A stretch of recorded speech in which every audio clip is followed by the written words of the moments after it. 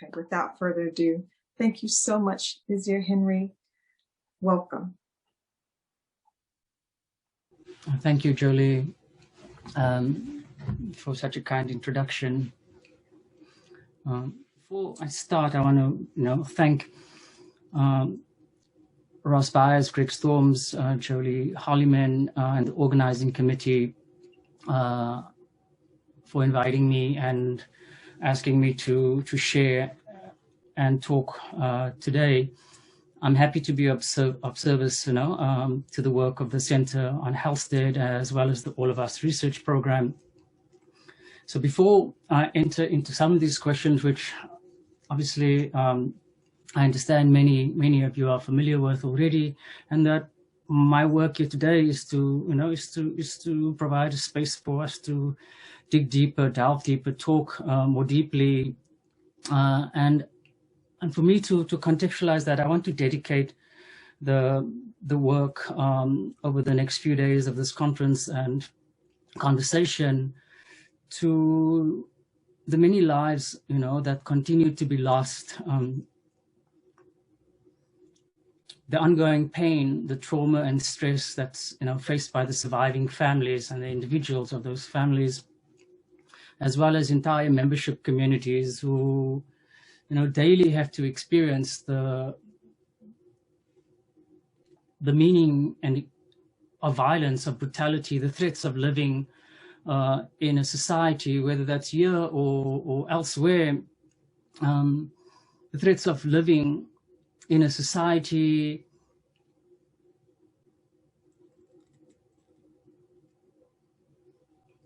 that always already consistently questions the meaning of what it means to be equally human, what it means to live in one's skin, and how meaning is delineated and attached to understanding the relationship not only of one's skin to society, but one's society to one's skin, and one's skin to the longer historical understanding of what it means to live trauma in the body, in the bones, in the blood. I mean, what is this, ideals of moral equality, of public and social sensibility, and how does one understand and recognize and officially and socio-systemically acknowledge that this principle of inalienability, of human equality, of dreaming, of being equal and living one's life in such a way free of threat, humanely, in dignity, in the spirit of a broader political, social, economic, and historical humanity. And so I want to dedicate the work that and the time and the effort put in to what it means to dialogue, to think through, and to work through collaboratively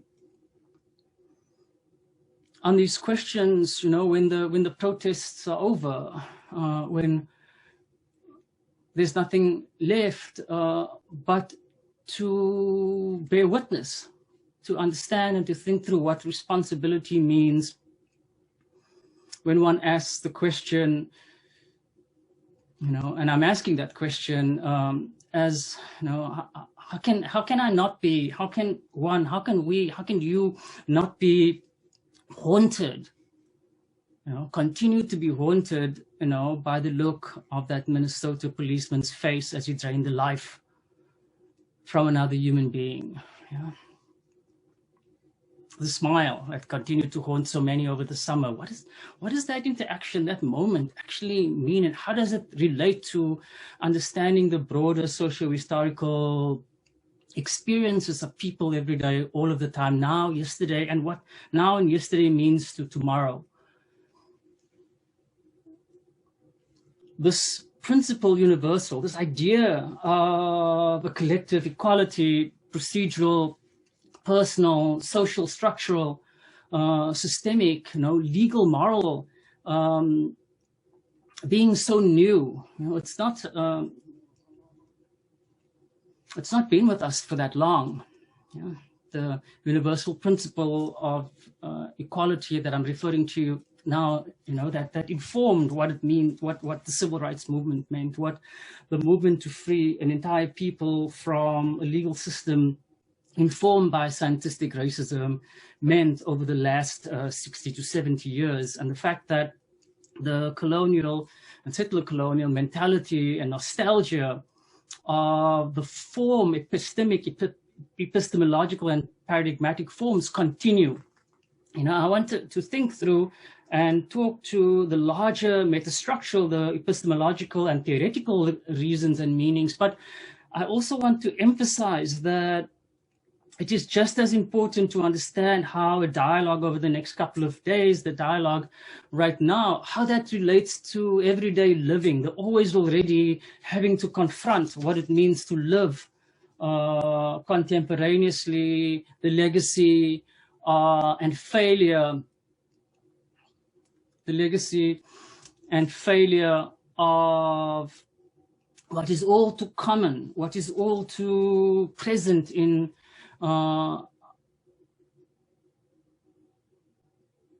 societal association and language, that of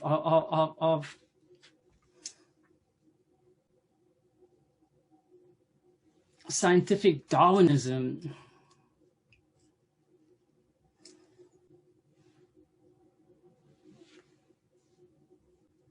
And so every word today is in memory.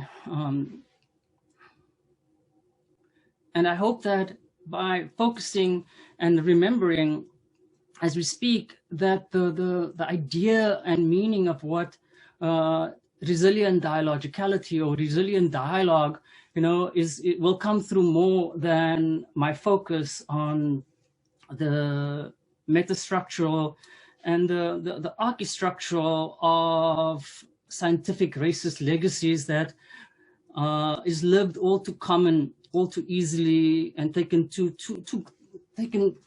for granted in many of the societies of the former British Empire. I'm going to share my screen and begin to problematize some of these questions, and hopefully enter into a larger conversation later. Under the rubric of Interwoven Histories, Unraveling the Threats of Genetic Testing, Systemic Racism and Medical Distrust, I want to say that I'm not a medical expert, and my interest today is in exploring the archistructure, the archisystem of historical memory, how that lives in the present, and why this type of dialogue is of such importance over the next couple of days as it relates to the common and the everyday already experience of racial trauma, of racial pain, of racial memory.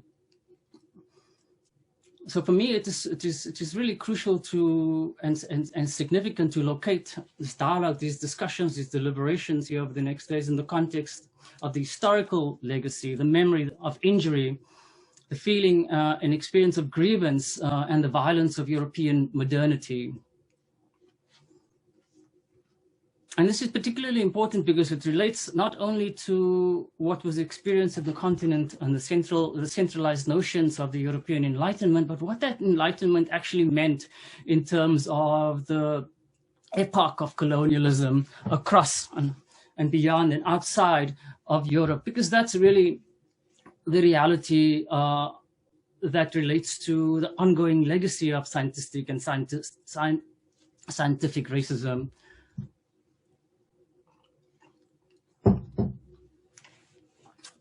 The thought, interpretive, experiential projects and processes and memories of visual looking of how individuals are politically, socially, economically, structurally, and systemically apprehended in a way that continues to aggress the notion that each person is equal, universally and in principle, and that value relates to not only our individual and collective communal sensibilities of dignity, but also that of our spirits. Now, the structural and systemic continuities of violence contemporaneously is all too apparent. I don't necessarily have to take the time and explain that to everyone. It is on our street. It was on the televisions in the summer. It remains, in the fears, in the feelings and interpretations of people who are afraid to leave their homes today, who are afraid whether or not their children, their sons and their daughters will come back from going to the grocery store. And I think it's really, really important to take a step back and to begin to think about where these fractures of community, where these violences and systemic structural continuities begin, and how they relate to this understanding of violent life in the everyday, the entangled, multifaceted, overlapping, and complex webs and architectures of continuity, of social, of structural, of systemic, and of national violence. And for me, this was an opportunity to explore two terms that I've been thinking about as well. What do I mean by archistructural and archisystemic? For me to understand the history of officially creating a society, of remembering, of archiving, of producing a national myth, a national narrative, a national understanding of what a society, what a nation is, may be, will be, can be, is central to understanding the idea of the architecture of rights, of values, of the principle, in particular, of equality, and how that relates to how memory is not only stored officially, but how communities and people socially remember themselves in the context of the systemic of the present, but how the systemic of the present relates to the history of colonialism, to the history of imperial epistemic thought, but also imperial and colonial state development, and the distinctions between what it means to live in an economy, in a body politic of settler coloniality, where the state is itself not necessarily in principle similar to this narrow notion of European progress, but the larger notions of understanding that the contradictions that European Enlightenment says and seems and feels and projects to have resolved is not necessarily resolved, that it remains contested, and it particularly remains contested on the body, in the mind, in the psyche of individuals and communities who continue to live, confront, mediate, and remember in the everyday what the consequences of systematic oppression, what the consequences of systematic continuity, and what the consequences of being subjected to administrative, executive, coercive, dominant power and violence is. And how then does that relate to our understanding that the language and being of a membership community, has needs itself to be critically mediated, to understand how the experiences of violence, the structural tools of the state, of dominant communities and members and groups of the state are deployed, are mobilized and systematized in such a way and over time that produces the type of traumas, of injuries and grievances that is currently, on full display and experienced almost every day. How this produces an atmosphere, one externally of trauma, but can also produce an intrapsychic interiority of trauma, of pain, of terror even, and that this is not accidental. And this is the question I want to relate to what is historical memory? Where does it begin and where does it end? You know, when one argues that the values that allowed a particular group and structure, an idea of a community, an imagined idea to produce this violence before the moral principles that I'm speaking about here, the United Nations Declaration on Human Rights, for example, the principle of universal equality in 1948 is articulated, and that the moral sensibility at that time stated, and you know, in the Darwinian sense, that it was okay, and that those of us lesser beings would eventually die out, and that it, you know, it was okay to fast forward, to fast track, and to envision a future in which those who survive would be absent.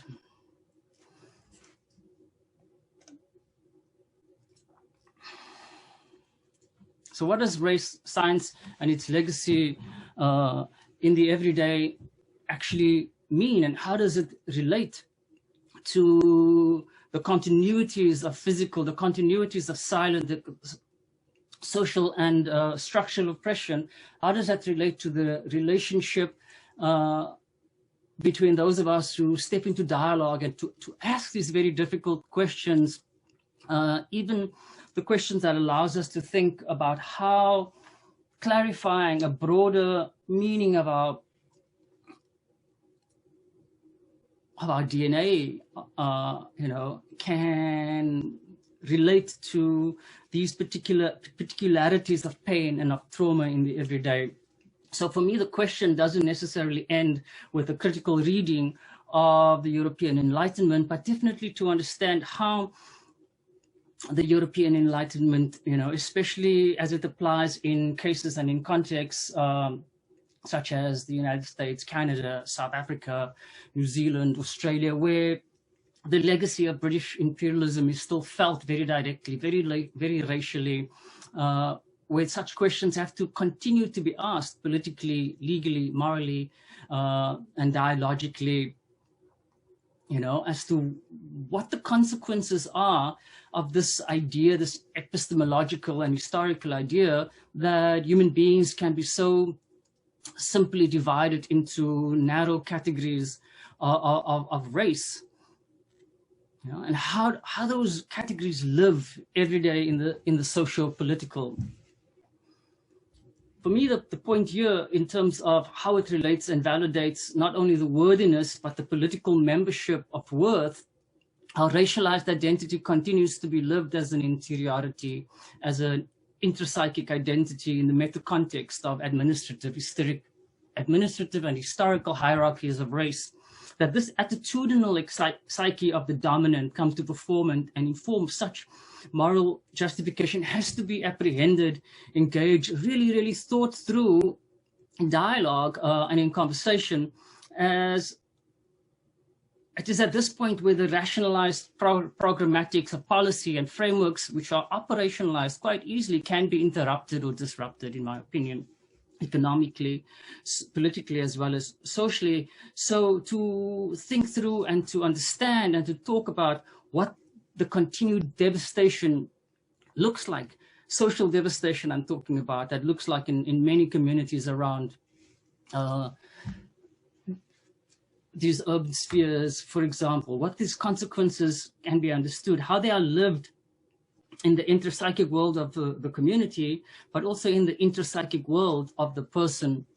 The construction of racial and privileged classes and nations do not occur here in a vacuum. They are simultaneously constructed, and the complex composite and composition of groups in the composite composition of groups, nations, and people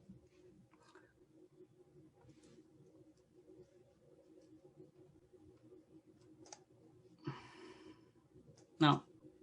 To come back to the reason for me wanting to talk to and think through this idea of the archistructural, the idea of the archisystemic, in terms of how interpretive epistemological understandings begin to produce actual live consequences of pain, of violence, of trauma as they are lived through and with people, you know, to bring it back to this question of inheritance and legacy.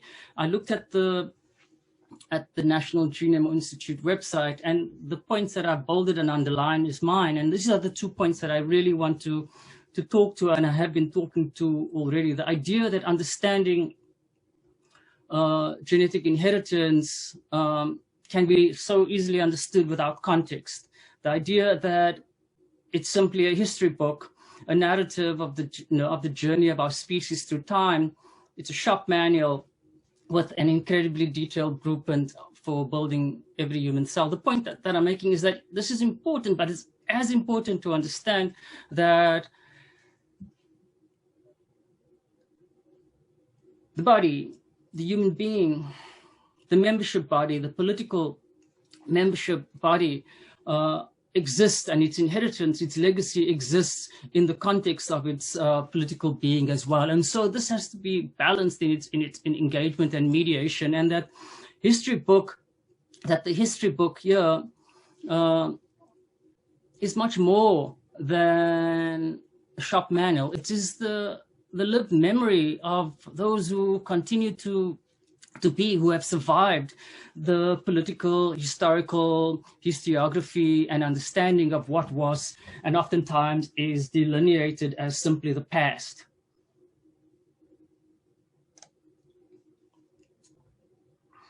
That this complex web of intersectionality of violence, trauma, injury, grievance, and memory, as I've used the American Medical Association's conceptualization of pain in the circle at the back here, the idea of the physical and the spirit pain, the social, economic, and the mental pain, cannot be understood fully without, as many of you know, without overlaying and clarifying every engaged interactive experience with the political, the moral, and the historical, the structural, the systemic, and the epistemological, with the legal and the administrative consequence of the present. It is impossible to fully understand and interpret the multiplex, multifaceted, multi-sited, and multi-layered experiences of trauma, pain, violence, injury, and grievance without really beginning to enter into a deep conversation and dialogue about how such pain exists, 1, in the body, 2, in the mind, and 3, it can be traced.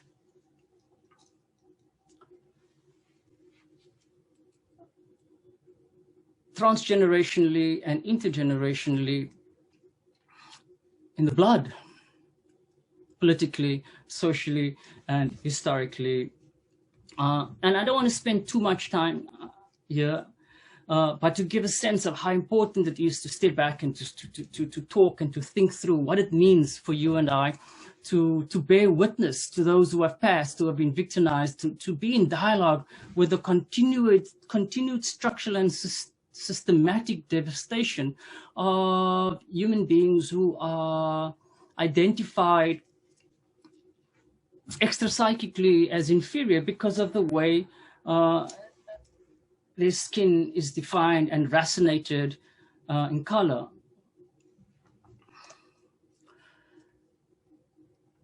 The political life of the body politics of modernity, and the contradiction between an understanding of a European enlightened modernity of the state and settler modernity, the contradictions, the continued lack of equality, as well as the nostalgia for a time, a historical time when it was okay to apprehend, to recognize, to mal-recognize human beings on a hierarchical scale of inequality, from white to the darkest place that is created in the body of racial and ethnic caste and class, what that looks like in the body politics, in the environment, and how it translates interpretively through language, through psyche, through speech, in the system and structure of life every day. Each interaction, each moment, each thought, each engagement, whether it's visually, interpretively,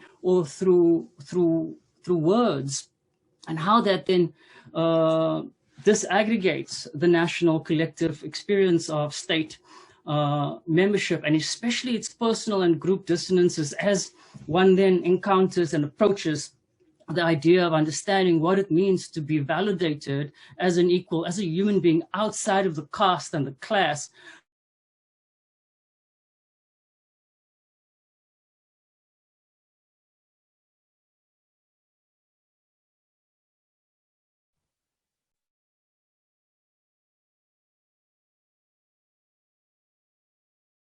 A triple wound to continue after enslavement, to live through the experience, like in South Africa, of the apartheid system, or the different experiences of Jim Crow, and how that relates to understanding and thinking through transsectional and generational injuries that continue in the present, the historical wounding, the structural continuities of contemporary violence, not only as the extreme edge of the physicality of the images that are seen on television, but what that actually means to a community, to a membership community, to an entire people who are politically, economically, socially, legally, morally, and structurally, systemically,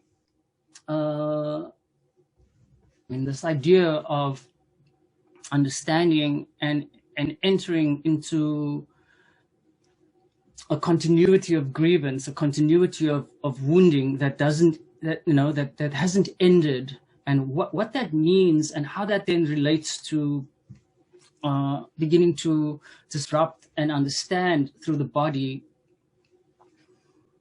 what it may have looked like and what it means to have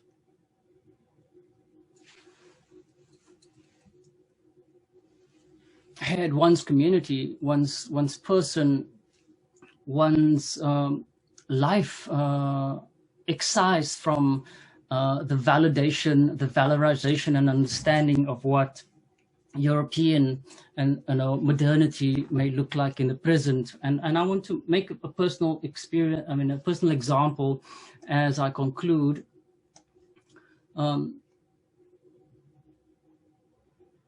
As a survivor of the slave experience on the Southern African continent, the decision, for example, to understand what my genetic, what my test was no easy decision. I may have understood it theoretically in terms of what identity means at the fictional interface of hybridity, but it's harder to understand when the historical trace, the memory of identity is one of always already continuous silence, of excision and of exclusion, in a context that describes itself as always onward on the journey to greater progress, greater equality, and a greater humanity. How does one then explain that to oneself and to the community around you when you're on that journey, but you're not part of it? In fact, the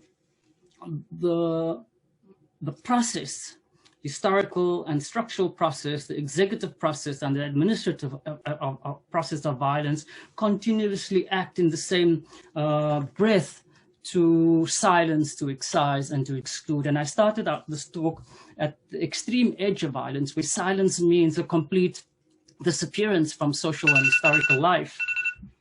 But what does silence and excision and exclusion mean to those who survived, who were not supposed to have lived this long, who are not supposed to have, in the social Darwinian sense, who are not strong enough to have made it this far? What does that mean when one begins to clarify and understand that even the exact elemental tracing of one's blood is informed and structured and seamed and textured by notions and understandings of ships going across the Atlantic or across the Indian Ocean, from Europe to the Americas, from Europe to Southeast Asia. And in the context that I'm speaking, where my own ancestry is located at the fictional interface, called hybridity, where technically in South Africa, where I was born, white identity is a pure historical scientific identity, and it was official and law for a long time until very recently, and that it had to construct the other in scientific and scientistic terms so that it itself could be understood intracommunally as the pure, as the superior, as the supremacist gene. And so what does that mean when there is no record, there is no history, there is no ability to trace what one's identity mean outside of the violence of colonial encounter, of the imperial developmental understandings of what the state in a system, in a place of settler coloniality means.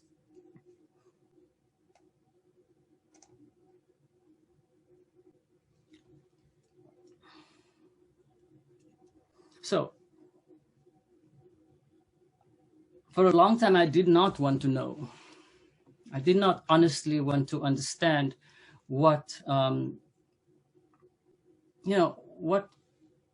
what would, what did my blood mean then in a sense of identity, since what is there to valorize when the history of one's being is a violent one? When it's constantly in relationship to an artificial purity that does not in general exist. What does that mean to confirm mixture, to understand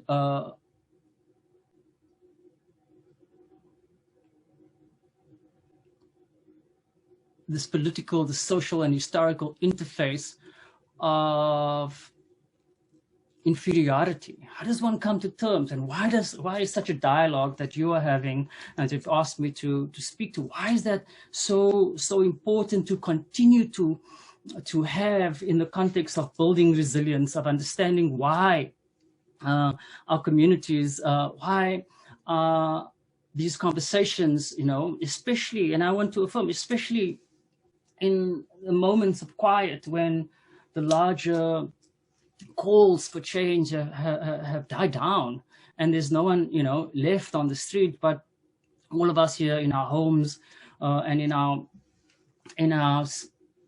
isolated environments, even on Zoom, why is this so important to the memory of the personal, to the identity, to the process of trace and validation, and how that relates to building resilience and understanding that the complexity, the dissonant complexity of science and its history, has itself to be apprehended and clarified, because the consequences that I'm speaking about here falls, even if simultaneously,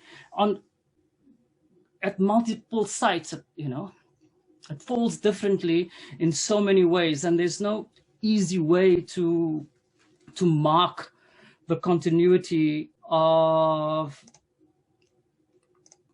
interpretive and social injustice, epistemological injustice, and how that comes to live in the language of racialized understandings of community and self as almost normal today. So I want to conclude, and to begin a conclusion, at least, since it's impossible to conclude.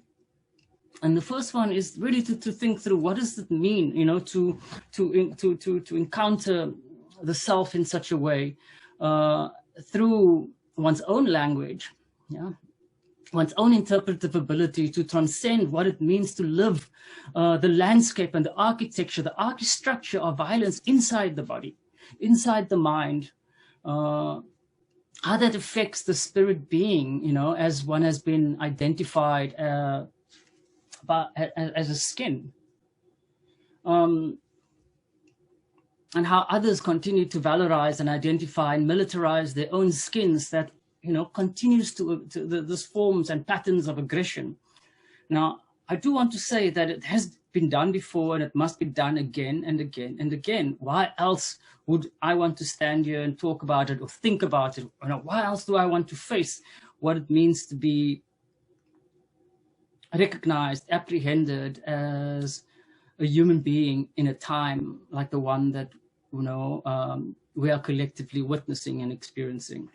What does understanding our genetic heritage and inheritance really mean? How does understanding our historical, social, political inheritance as lived, as legacy, as continuity and memory, what does that actually mean? And how does that allow us to build through and dialogue with each other toward a more resilient understanding of self and community?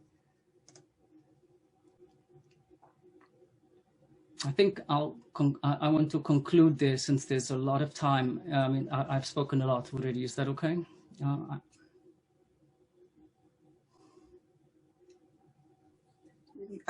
Sure. Thank you so much. This is so rich. Thank you so much. Yazier, you wanted to give some time for questions or for some feedback, some dialogue between folks? Okay. Otherwise, Thank you. Thank you for all that you've shared.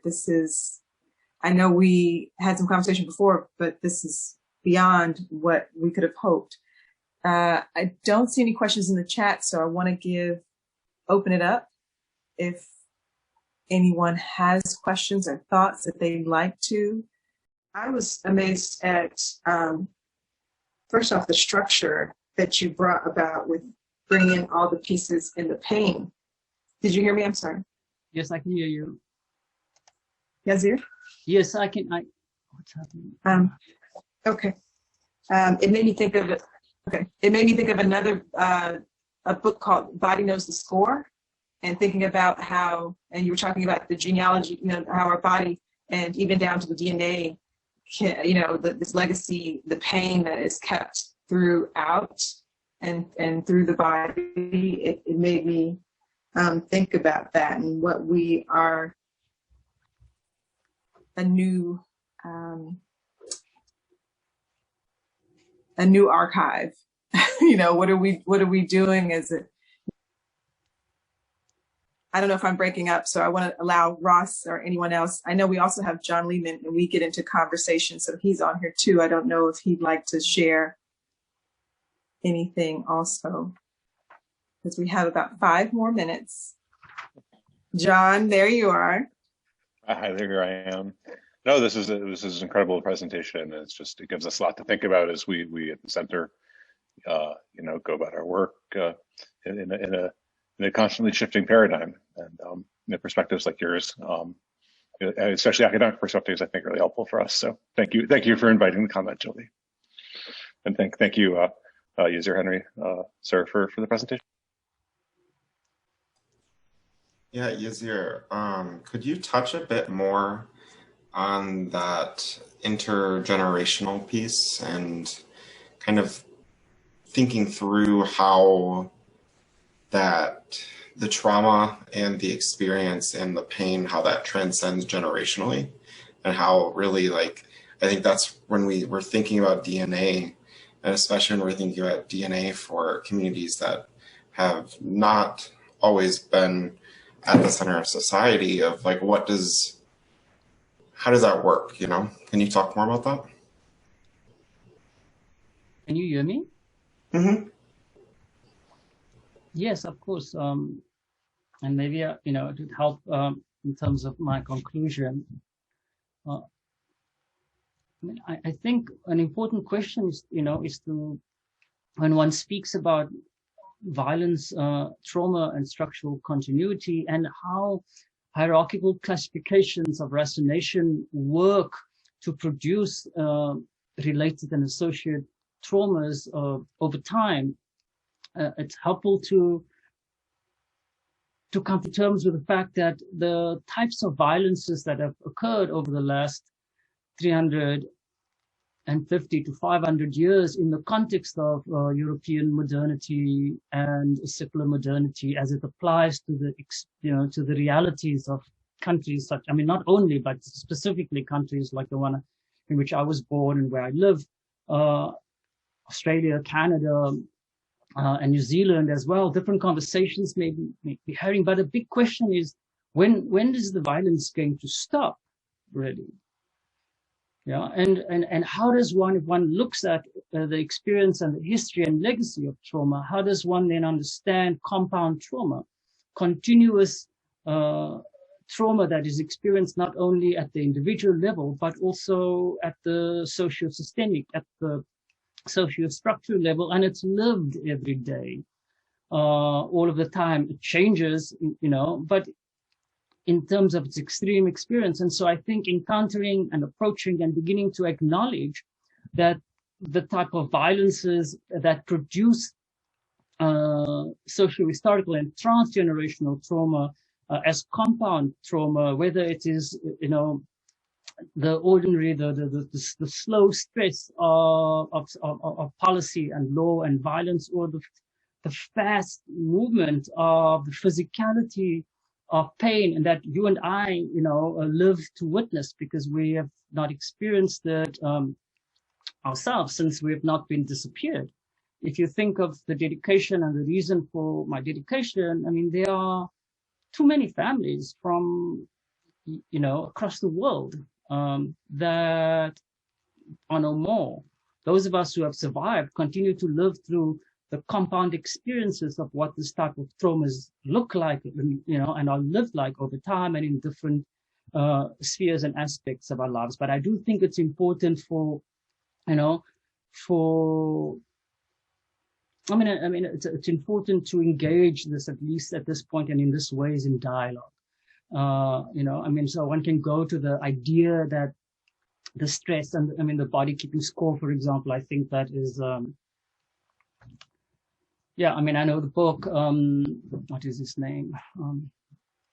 But you know what I mean, is one sense of looking at that in terms of trauma, but traumatic history, exists in relationship to the language of an experience of pain is itself embedded, and continuous, and it has to be apprehended, whether it's apprehended in conversation and dialogue here as part of that process of building the resilience that will allow, language, psychic interpretive abilities to change and produce the type of social, structural, and legal environments that live more true to the principles of universal equality and inalienability. But as long as this violence continues, so the compound trauma, and one can use examples of, the young men and, that were, if you look at the documentary or the archival footage and photographs of young men who were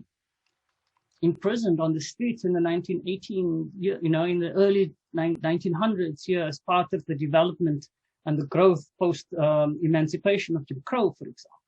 The continuous understanding of what the carceral system may look like and why it identifies in a very particular way. And then the physicality of the violence as it affects, the ongoing terror that young men and women who have to walk on the street face, and how that relates to the familial and the communal experience of what type of conversations has to be had in order to become strong enough to withstand, just in at a psychic level. I'm not necessarily speaking about taking it further in terms of the importance work that you are doing as how that then relates to why, to disease, to why, bodies break down over time under the stress and under the weight of what remains unacknowledged and what remains coercive acceptance, not only in the psychic and political experience of the dominant in a particular moment, but lives on as transhistorical, transgenerational, and intercommunal trauma, the history of that, and so for me, it's really crucial what you are doing and the type of conversations that needs to be, like I said, in my opinion, ongoing, constant and continuous. I mean, this language, we have to look for this language that allows us to transform, to transcend in such a way that the hurts, the problems, the pains that we face are understood to not simply exist, outside of people and the language, outside of the violence that is created, so yeah. I mean, I don't know if that's, if I'm trying to integrate my conclusion points that I didn't. So maybe I'm speaking too much. I mean, but I'll stop there if that's helpful. No, it is helpful. It is helpful. And I think you've given us a lot that we can actually take with us and apply. And have more conversations and move this forward. Thank you so much again. Thank you for all you've put of yourself into this and sharing with us. This is going to be recorded so folks can go over it again and share with others. It's also on Facebook Live. I want to respect tomorrow. We have yoga for everyone at 10:30, and then on Thursday we have the panel discussion at 2 p.m. Thank you. Have a wonderful day, and just thank you. Thank you for being here. Thank you for attending, and thank you again, Yazier. Thank you for inviting me.